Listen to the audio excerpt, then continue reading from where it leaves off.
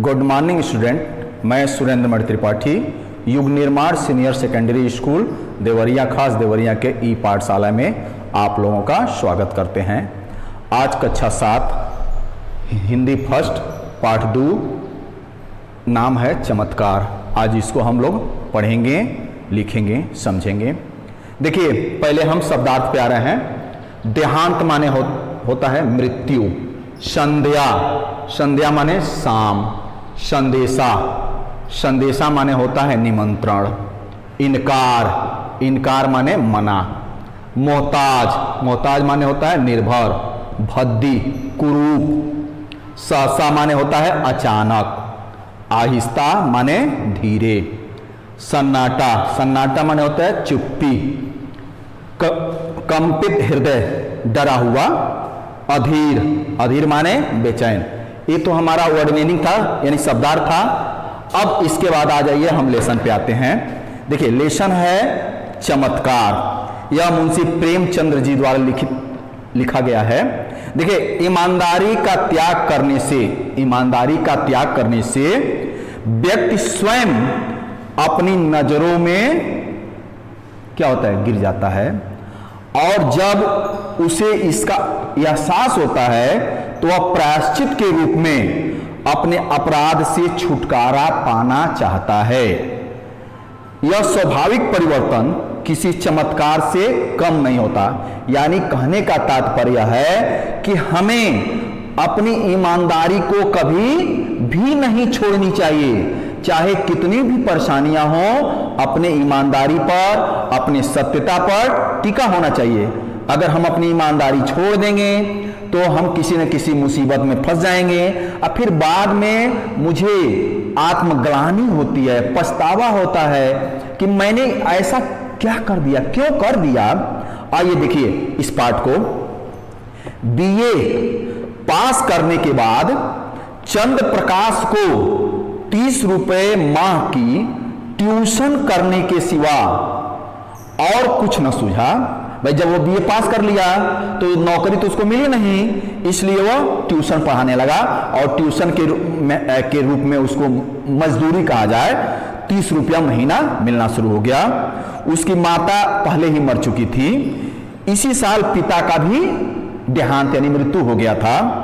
ठाकुर साहब ने रहने के लिए उसे एक मकान दे दिया था। मकान मतलब कमरा होता है, एक कमरा दे दिया था उसको रहने के लिए। यह मकान ठाकुर साहब के मकान से बिल्कुल सटा हुआ, मिला हुआ यानी सटा हुआ था। पक्का था, हवादार भी था, साफ सुथरा और सभी जरूरी सामान उसमें थे। ऐसा मकान 20 रुपए में कम पर न मिलता। भाई, जो मकान इनको मिला था वह 20 रुपया देने पर भी नहीं मिलता। सबसे बड़ी बात यह थी कि ठाकुर और ठाकुराइन दोनों चंद्र प्रकाश का बहुत आदर करते थे। उसे अपने लड़के की तरह समझते थे, मानते थे। संध्या का समय था, संध्या माने शाम, शाम का समय था। प्रकाश ने शिष्य को पढ़ाकर छड़ी उठाई तो ठाकुराइन ने आकर कहा, अभी न जाओ बेटा, तुमसे कुछ सलाह करनी है। सलाह माने मशवरा होता है, करनी है। उसे भीतर ले जाकर रमा देवी बोली, बीरू का ब्याह कर दूं। एक बहुत अच्छा घर से संदेशा आया है, यानी निमंत्रण आया है। प्रकाश बोला, जैसा आप उचित समझें। सभी तैयारियां तुम्ही को करना होगा, यह समझ लो।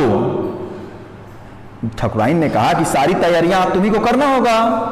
तो इसने कहा, चंद्रप्रकाश ने कहा, तो मैं इसके इनकार कब कर रहा हूं। बात पक्की हो गई और विवाह का सामान आने लगा।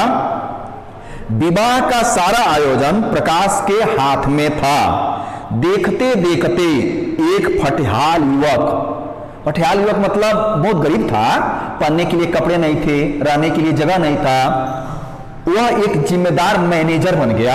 मैनेजर माने सारा चीज का देख रेख करने वाले को हम मैनेजर कहते हैं। मैनेजर बन गया। पर जिस दिन उसके हाथ में 5000 के जेवर खरीदने के लिए पैसा दिया गया, उसका मन चंचल हो गया, विचलित हो गया। घर आकर पत्नी चंपा से वह बोला, हम तो यहाँ के रोटियों के मोहताज हैं और दुनिया में ऐसे ऐसे आदमी पड़े हुए हैं जो हजारों लाखों के जीवर बनवा डालते हैं। वियोग से बोली, कौन बोली?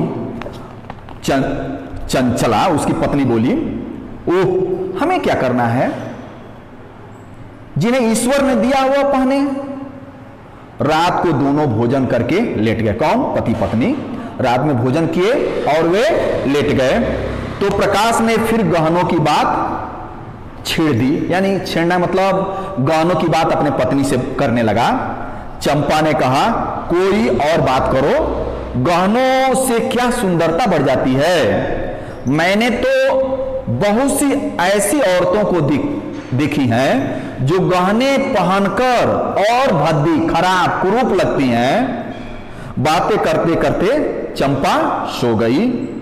रात के 12 बज गए, फिर भी प्रकाश को नींद नहीं आ रही थी। बार बार चमकीले गहने आंखों के सामने आ जाते। सहसा प्रकाश चारपाई से उठ खड़ा हुआ। वह दबे पांव कमरे से बाहर निकलकर छत पर आ गया। ठाकुर साहब की छत से उसकी छत मिली हुई थी।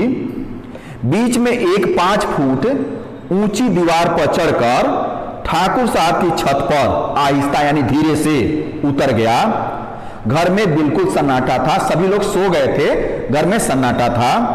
उसने सोचा, पहले जीने से उतरकर, जीना मतलब सीढ़ी होता है ना, उसे उतरकर ठाकुर साहब के कमरे में चलता हूं। अगर वे जाग गए तो जोर से हंसूंगा और कहूंगा, कैसे चकरा दिया।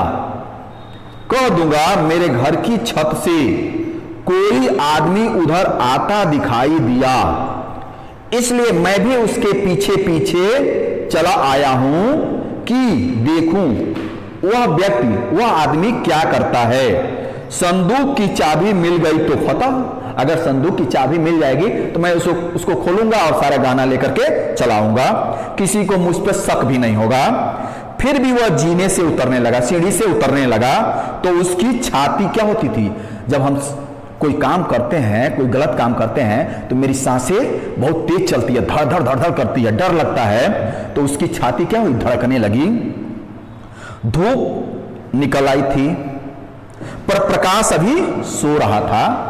सुबह हो गई थी, सूर्य निकल गया था, चारों तरफ धूप फैल गया था, लेकिन प्रकाश अभी सो रहा था। तभी चंपा उसे जगाती हुई बोली, बड़ा गजब हो गया, रात को ठाकुर साहब के घर चोरी हो गई। चोर गहने की बक्सा जो होता है वो उसको उठा ले गए। प्रकाश ने लेटे लेटे पूछा, किसी ने चोर को तो पकड़ा, किसी को खबर भी हुई? न जाने कैसे चाबी उड़ा ले गई। कौन जाने, कैसे मालूम हुआ कि इस संदूक में गहनों की संकुची है। मतलब वह बक्से में एक छोटा बक्सा बना करके उसमें गहना रखा हुआ था। प्रकाश झटपट उठ बैठा और घबराता हुआ जाकर ठाकुराइन से बोला, यह तो बड़ा अनर्थ हो गया। माताजी, मुझसे तो अभी अभी चंपा ने कहा। ठाकुर साहब सिर पे हाथ रख करके बैठे थे। बोले, कहीं सेंध नहीं कटी है, कोई ताला नहीं टूटा है, किसी दरवाजे की कुंडी तक नहीं खुली है। समझ में नहीं आता चोर आया और किधर से आया। ठाकुराइन ने रोकर कहा, मैं तो लूट गई भैया, ब्याह सिर पर खड़ा है, कैसे होगा भगवान। तुमने दौड़ धूप बहुत की थी, तब कहीं जाकर सारी चीजें हमने इकट्ठा की थी। प्रकाश ने ठाकुर साहब के कान में कहा, मुझे तो किसी नौकर की शरारत लगती है। ठाकुराइन बोली, नौकरों पर मुझे पूरा विश्वास है, किसी का नाम निकल भी आए तो मुझे संदेह ही रहेगा। मतलब अगर किसी का नाम निकल भी जाए तो मुझे संदेह रहेगा, मुझे विश्वास नहीं होगा। चाहे जिधर से आया हो, चोर बाहर से आया होगा, तुम्हारी कोठी से भी तो आ सकता है। ठाकुर बोले, हाँ जरा अपनी कोठी पर तो देखो, शायद कोई निशान मिले। यह सुनकर प्रकाश तीनों छत पर गए। प्रकाश का दिल क्या हुआ, धड़ धड़ धड़ धड़ धड़कने लगा। तीनों कौन कौन, प्रकाश, ठाकुर जी और ठकुराइन जी, ये लोग तीनों लोग छत पे गए। बीच की मुड़ेर पर किसी के पांव की रगड़ के निशान दिखाई दिए। मुंडेर की दूसरी तरफ देखा तो वैसे ही निशान वहां भी दिखाई दिए। ठाकुर साहब सिर झुकाए खड़े थे, पर संकोच के मारे कुछ भी नहीं कह रहे थे। प्रकाश ने उसके मन की बात ही बोल दी। इससे स्पष्ट होता है कि चोर मेरे घर से आया। ठाकुर साहब ने कहा, हां भैया, मैं भी यही समझता हूं, लेकिन इसका पता लग जाए तो क्या होगा। माल तो जाना सा सो चला गया। प्रकाश, मैं आज ही यह घर छोड़ दूंगा। ठाकुर, क्यों? इससे तुम्हारा कोई दोष नहीं, मतलब ये चोरी हुआ है, इसमें तुम्हारा क्या दोष है, तुम क्यों घर छोड़ दोगे? प्रकाश, आप न कहें, लेकिन मैं तो समझता हूं मेरा दरवाजा 9-10 बजे खुला रहता है। चोर ने रास्ता देख लिया है, उधर का रास्ता बंद हो जाना चाहिए।